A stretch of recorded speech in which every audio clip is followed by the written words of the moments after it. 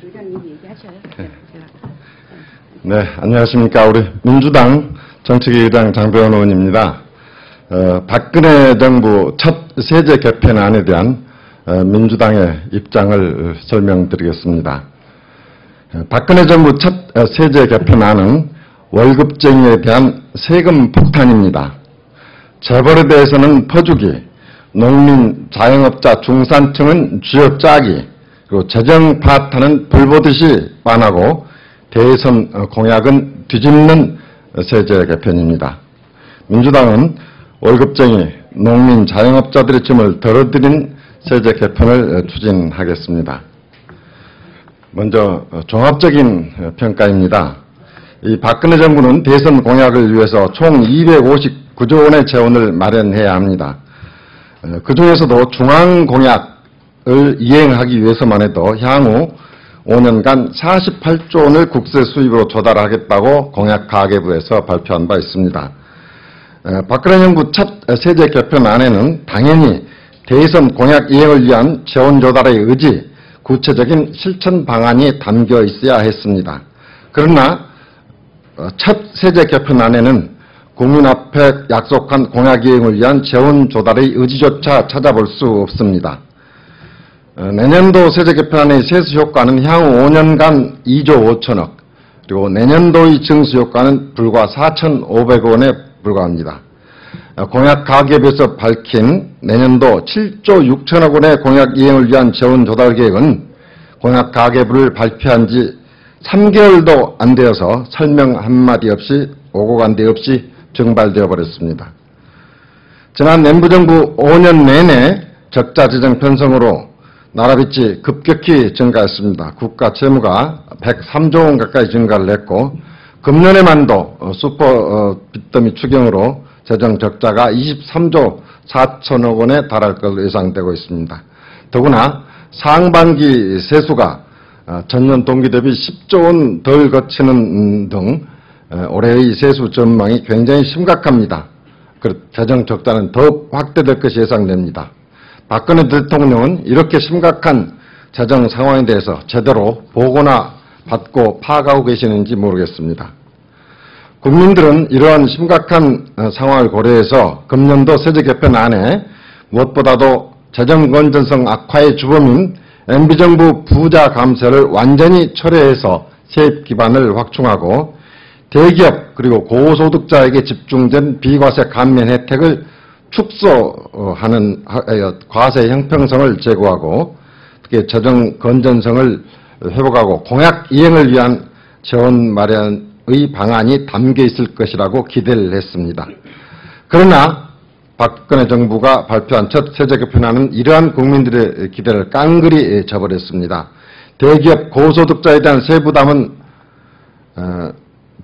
늘어나지를 않고 거꾸로 월급쟁이, 자영업자, 농민 등 중산 서민층에게 대한 세금 폭탄을 선물했습니다.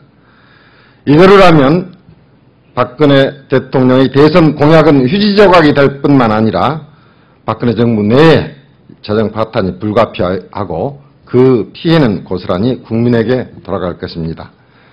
세제 개편안의 세부 내용을 말씀을 드리겠습니다. 박근혜 첫 번째 세제 개편안의 첫 번째 특징은 월급쟁이에 대한 세금 폭탄입니다. 이 소득공제제도를 세액공제제도로 전환하면서 월급쟁이에게 돌아갈 13번째 월급을 빼앗아가는 세제 개편입니다. 특히 민주당은 계속 과표 구간 1억 5천만 원 초과 구간의 고소득자들에 대해서 추가 과세를 주장을 했습니다마는 이런 것에 대해서는 고려하지 않고 중산층에 대한 세 부담을 늘려서 이를 충당하려는 세제 개편입니다. 특히 신용카드 소득공제를 축소하고 의료비 및 보험료의 소득공제를 배제하는 것은 실질 소득 증가가 거의 없는 서민 중산층 가구의 가처분 소득을 더욱 악화시킬 것입니다. 두 번째로 박근혜 정부의 첫 세제 개편안은 재벌에 대한 퍼주기 세제입니다. 대선 공약과 국정과제에서 대기업에 대한 비과세 감면을 재정비해서 대폭 축소하겠다고 했습니다마는 전혀 반영되지 않고 있습니다. 대기업은 자발적인 연구개발 수행 능력이 있기 때문에 R&D 세액 공제를 혜택을 폐지하는 것이 마땅합니다. 특히 부가통신, 출판, 영화 등 대기업이 진출한 유망 서비스에 대한 R&D 세액 공제 지원을 확대하는 안을 마련하였고, 또 올해 첫 시행을 하고 있는 일감 몰아주기에 대해서는 중소기업에 대한 과세 요건을 완화하는 것은 모르겠으나 대기업에까지 이 요건을 완화해서 세금 혜택을 주려 하고 있는 것은 도저히 받아들일 수 없습니다. 세 번째 박근혜 정부 세제 개편의 특징은 농민, 자영업자, 중소기업들을 쥐어짜는 세제라는 것입니다. 부가세에 대한 세입 기반 확대를 위해서 영세 자영업자가 대부분인 식당 사업자들에게 세금 폭탄을 안기는 겁니다. 특히 농수산물의 그 매입 세액을 30%로 설정하는 것은 그렇지 않아도 손님들이 줄어서 울상을 짓고 있는 식당 영업을 하는 자영업자들의 가슴을 울리는 것이 아닐 수 없습니다. 또 겉으로는 귀농을 장려하면서도 규모와 효율을 통해서 소득 증대를 강조했습니다마는 실제로는 사업소득 3,700만 원 이상의 농민, 그리고 자경에 대해서 자경 양도세 감면을 배제하고 또 고소득 작물을 재배를 장려하면서도 또 거기에 대해서 과세하겠다는 이중적인 세제 개편입니다. 또한 투자 지원 제도의 그 설계를 다시 하면서 대기업에 대한 공제율은 축소하는 것은 방향은 맞습니다만은 중소기업들과 중견기업들의 이 혜택마저 대기업 수준과 별 차이 없이 축소한 것에 대해서는 심히 유감스럽다고 아니할 수 없습니다. 또한 박근혜 정부의 세제 개편안은 공약 뒤집기 세제입니다. 금년에 일몰 도래하는 44개 비과세 감면 항목 중에서 단지 14개 항목에 대해서만 폐지해서 비과세 감면을 대폭 정비하겠다는 공약은 거짓말임이 드러났습니다. 특히 금년의 세수 부족, 또 공약 이행 소요에 대한 재원 조달 계획, 중장기 재정 건전성 확보 계획이 전혀 포함되어 있지 않아서 대선 공약을 지킬 의지도 없고 또 나라 살림에 대한 최소한의 걱정도 하지 않고 있다는 것을 스스로 증명하고 있는 세제 개편입니다. 이러한 정부의 세제 개편안에 대해서 민주당의 세제 개편 방향을 말씀드리겠습니다. 첫째, 민주당은 재벌 대기업과 고소득자에 대한 과세 형평성과 세입 기반 확대를 통하여 재정 파탄을 막아내겠습니다.